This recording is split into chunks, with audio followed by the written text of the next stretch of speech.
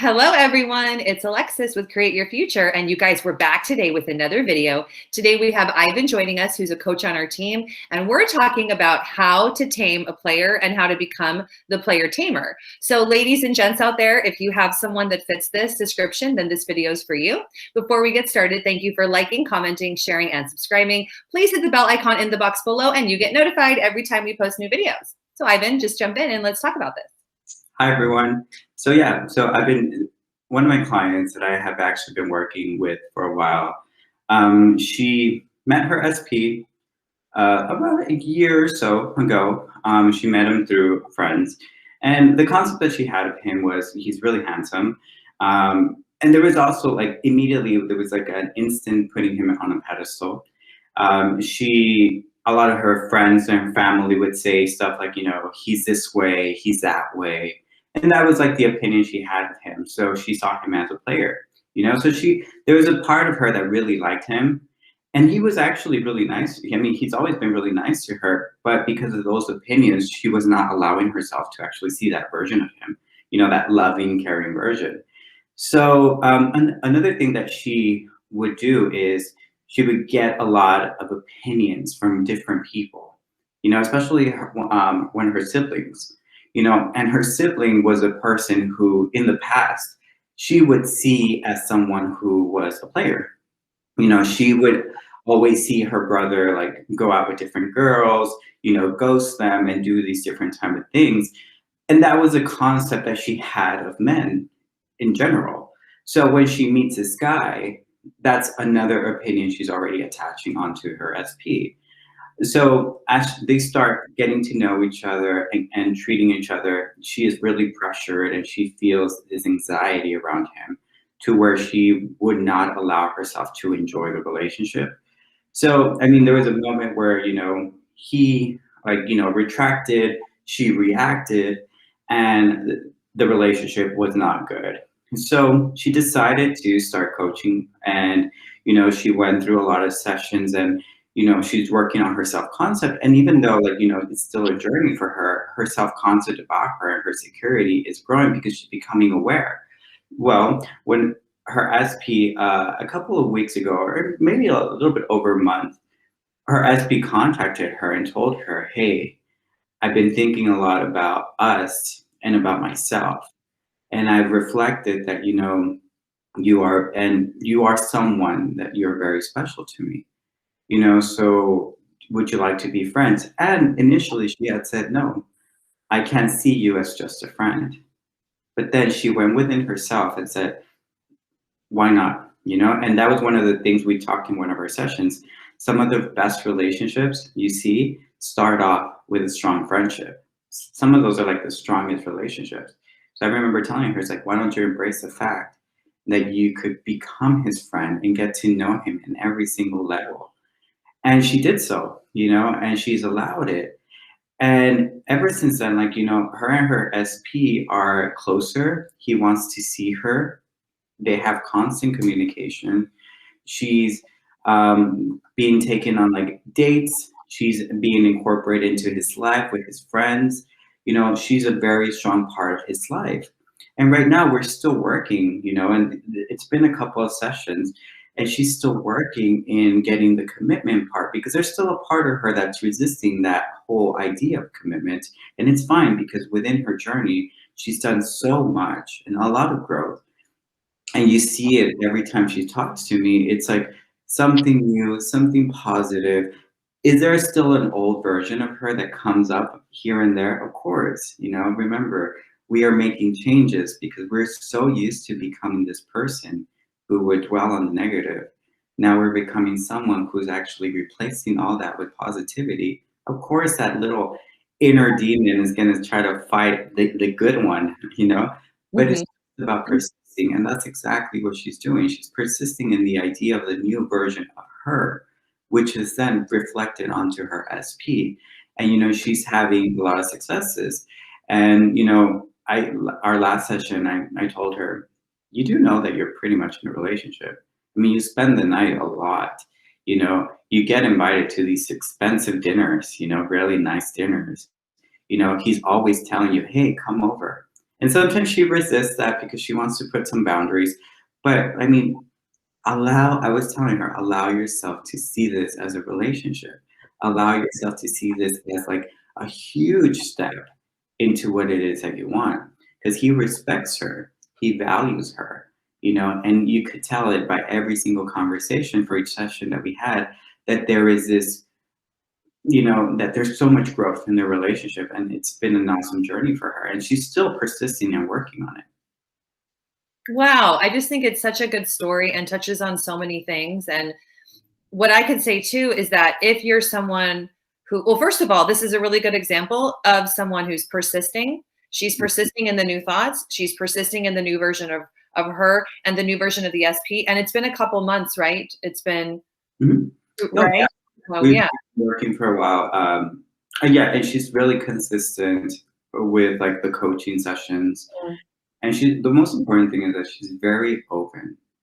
You know, she's very open to seeing a different point of view because again, we're changing. So sometimes things that we might think that are impossible are possible. We just need to hear it from someone else, you know, because every session where she has a doubt and we kind of find some things like, well, what if Mhm. it makes more sense than that old story that has nothing to do with the reality that she wants. So that's what's important about, you know, having people around you that, you know, could understand the situation, that could help you and guide you. And that's why we're here for you. Yes. Oh, Ivan, it's so beautiful. You guys, I think those of you who have done coaching with Ivan, or if you've done coaching with me, you know that Ivan and I have like totally different personalities, but we seem to complement each other so well. So it's so cute because you start talking and I'm like, I just would never say that, but I love hearing it. I love the way that you say it. It's just very soothing and it's perfect. So, well, and I think so. Okay. So this client, you guys, she persisted for not like I've said in other videos, not one, not two, but like 3 months. And she has months of time that she's put into her mental diet and months of time of focusing on the new thought. So we're not calling this an instantaneous story. Even though she did get instant progress, she had instant results and it kept her going. But this is a really good example that she persisted. She was pushed by you through sessions to uncover what her blocks were and to move forwards. And she really stayed the course, which is so important, right? Yeah. And one of the things that's really important is that every little thing that you come across in your journey towards your manifestation is a success. A lot of people tend to focus that the success is the commitment to the marriage, moving in together. No, the success is, you know, you allowing yourself to receive the messages, of you allowing yourself to see the affirmations come into your reality, hear them, you know, seeing the smallest of progress. A little shift in your SP is a great success because this is showing you how powerful you are. So one of the things that I like to tell clients is, if you like to journal, write on top of the page my successes. And every smallest detail that you know that you consciously manifested, write it down, you know, and every time that you're thinking, is this working? Is this working? Go back to it and be inspired by your successes because every little movement is a success. It really is because it's all those little successes that eventually you end up in the living in the end that you first of all created way back when. And then I find that people oftentimes don't even realize that they're there. They're because it's all those little successes that added up to that. And then they're there. And I'm like, so like, hey, you want to be a success story? Because like, remember that many months ago, like many moons ago when you wanted this and you're there? And then they're like, oh my God, I had no idea. Yeah. Like, where do I email that to? Yeah, and it's also like you have to be open. Mhm. We had discussed like we don't have magical powers to get your SPs back, or we don't have that magic wand, you know, to kind Yeah. of like beepity boppity, he's there. No, it's all about, you know, you. Like the magic is within you, and you're the one that could push out that magic to have it reflected from the people around you. So it's by staying persistent, staying committed, allowing the positive to really drown your mind and your subconscious mind and everything around you and experiencing life. I want to share something with you that's really important. And it just came up I said to one of my clients this week, self-concept is not just affirming and intending that you're great. It's actually experiencing life and greatness. So go out there and do stuff for you. Enjoy life. Start appreciating life. Start appreciating everything that's around you, because then you'll open yourself to see, wow, I am deserving of all of this. So if I'm deserving of all this world that's around me, of course I'm deserving of my SP. Yes, hello. It's so sweet, Ivan. Everyone, all of us need to be doing that all the time. I feel like if I could put you in my pocket, I would. Like, you know how there were the Polly Pockets, like when you were a kid, and they were like, you could put Polly Pocket in your pocket. I had the boy version, Mighty Max. Oh, is that what it was? Okay. Well, I want to shrink you down, and it's only for me, you guys, and I'm going to put Ivan in my back pocket. So. Yeah. Well, I'm not that small, but you know, I'm sure guys. At least a duffel bag. Totally. Carry you around everywhere. And then, you know, what Ivan did mention that he wanted me to mention and touch upon is like this client, she really did a version switch, right? She changed him from being like this player, this guy that had like, it sounds like she had a lot of things that she created him to be, and that she accessed the new version. And Ivan had asked me to talk about, just touch upon from the quantum, the inner world, how we do that, you guys. So always remember that you created the version. Like if you're in this situation and you've created a player, like, hey ladies, I've created a player lots of times, but then I figured out what I was doing, and I realized I had to be the player tamer to tame the player. Okay. First of all, if you created the player, like you had something within you, like how this client had the brother. Like within me, I had experiences when I created a player, I had multiple men that had been players. But I also had a concept within me that I could tame the player because I thought it was so fun. Before I knew about conscious manifesting, this was years ago, but in any event, it's way too much to go into. But so just think about it like this. You create everyone and everything around you. Your life is a molecular video game. So your life is associations upon associations upon associations. So all that happened is one guy was a player, like this client. Somebody was a player. New man comes in. You make him out to be a player too, because you unconsciously don't know you're doing this. So now that we're all conscious, right, you guys? We're conscious of this. You're like, oh, you're a player. What's the opposite of a player? Sweet, compassionate, caring, good husband, loves to carry my bag for me, buys me gifts and spoils me, and buys me high heels, right?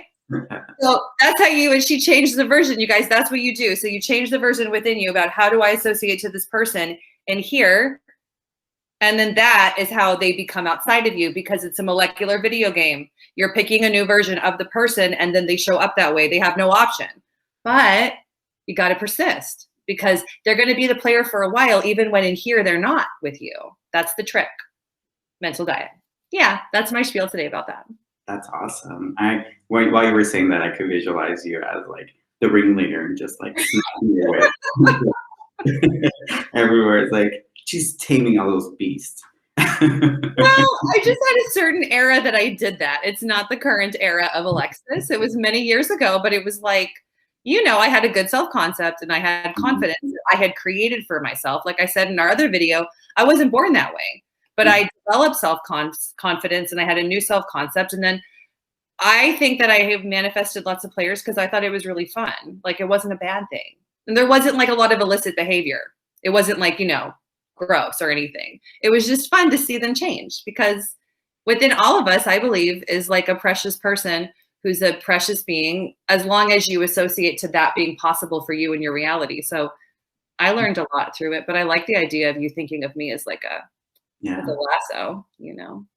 Our Halloween special, wait for that. Exactly. Ivan and I are going to have a great Halloween special. I can't wait. You could be the ringleader. I'll dress up as a lion.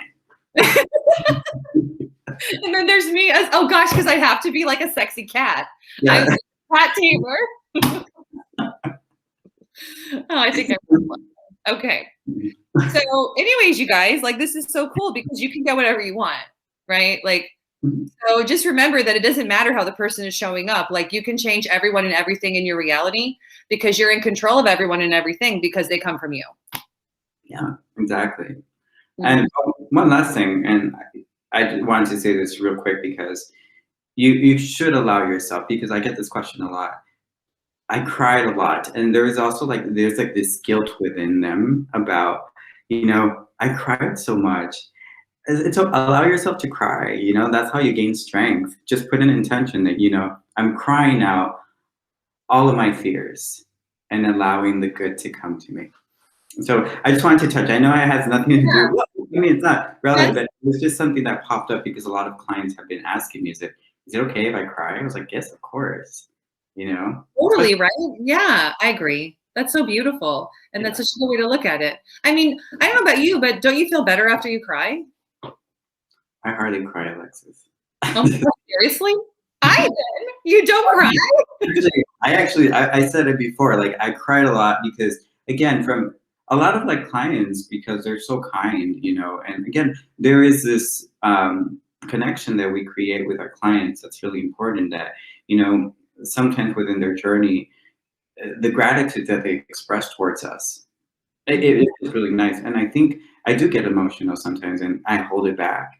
But there was this moment this week where I was sitting down and I was kind of sitting outdoors and going back to this whole about appreciating life and concept is, I was looking outdoors and I was like, wow, life is great because like people around you make it great. You yourself make it great. And yes, a little tear rolled out, but it is okay because we just change the perspective to things.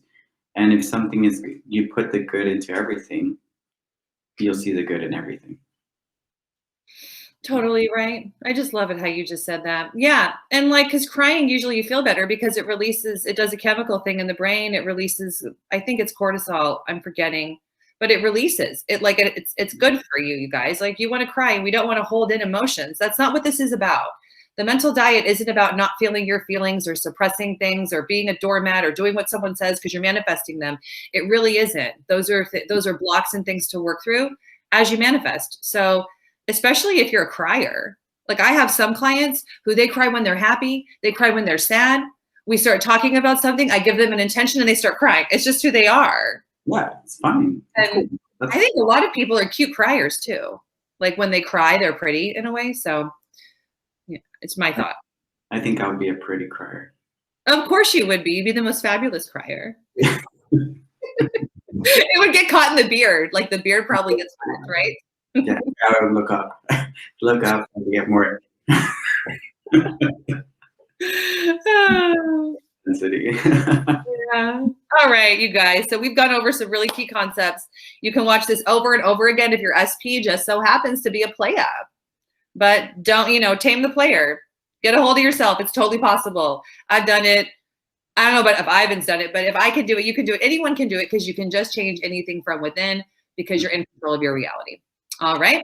So the link for booking coaching one-on-one with Ivan is in the box below. And you guys, Ivan really knows his stuff. So if you feel like there are too many components of your reality, or you're like this client where there's just like too much stuff and you can't figure it out and you can't figure out what you're supposed to think, that's a perfect reason to book a session. And Ivan is awesome, obviously.